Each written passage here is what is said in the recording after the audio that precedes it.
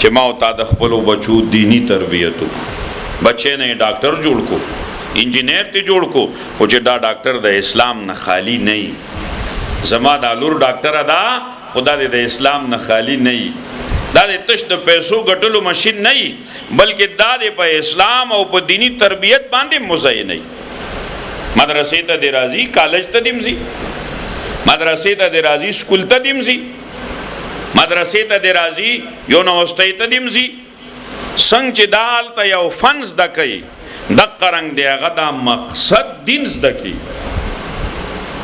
زما لور د مثال په طور د هغې زه د تعلیم سوچ کوم، ولیکن دا سوچ نه کوم چې زما خو دا لور د مسلمان لور ده، د مسلمان د لور اخته به څنګه وي، د مسلمان د لور جامې به څنګه وي، د مسلمان لور به په کم حیثیت د کور نه وځي، د مسلمان لور به په کور کې په کومو حدودو پاتې کېږي.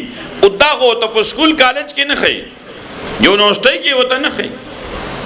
دې دپاره به دا مدرسې ته راولم چې دلته مدرسه کې د مسلمانۍ ژوند تیر کړي، دین زده کړي، او هلته دا فن زده کړي. که دا د خپل فن مظاهره د ډاکټرۍ، د انجینرۍ، د استاز، د سکالرۍ، د فلاسفرۍ کوي، چې دې کې د اسلام صادر نشلیږي بس. او دا څه ناروا نه ده، دا نه چې دا نه کېږي. او بګورو موږ د ښځې خپل علم، خپل ضروریات دي. ډاکټر نظام دی مثال، اوس د ښځې د ډاکټرۍ چې څونه نظام دی، د دې سړی علاج نشي کولی، دا به ډاکټره وي. ولیکن دغه ډاکټره چې کله د اسلام د اصولو نه خبر وي، نو دا به سرتور سر نه کینی. نن د ډاکټرانو ژوند څه حیثیت دی؟ دا چې د دین نه خبره وه او دا د ډاکټرۍ په سیټ باندې کېناسته، نو دې ته به مریض ګاک نه ښکاري، کسټمر به ورته نه ښکاري. بیا چې دې څونه پیسې راوړي چې زه دې ځان له په څو طریقه باندې والم، بیا به داسې نه وي.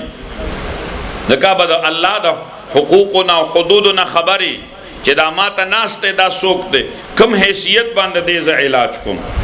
داسې به نه وي چې په کم حیثیت دا زه ولوټم، مهذب جامو کې د ځان نه ډاکو جوړ کم، مهذب طریقه او جامو کې د ځان نه غل جوړ کم، د ځان نه ظالم جوړ کم. نه، شریعت حقوق بیان کړي، حدود بیان کړي. دغه حقوق او حدود حضور علیہ السلام صحابه کرام رضوان الله تعالی علیهم اجمعین ته مخودو، او دغه حقوق او حدود حضور علیہ السلام صحابیات رضوان الله تعالی علیهن الاجمعین ته مخودو. دغه طریقه بس دغه مدارسو کې دا نظام پړاویږي چې ما او تا د خپلو بچو نارینه دي که زنانه دینی تربیت وکړو. دا زمونږ بچي بیا د دینی تربیت باندې ژوند تیر کړي، او سبا په قیامت کې زما د الله په دربار کې د خلاصۍ سبب وګرځي. دغه خلاصه او مقصود د دې پروګرام دی. الله تبارک و تعالی دې ما ته او تاسو ته د صحیح عمل توفیق را نصیب وګرځي.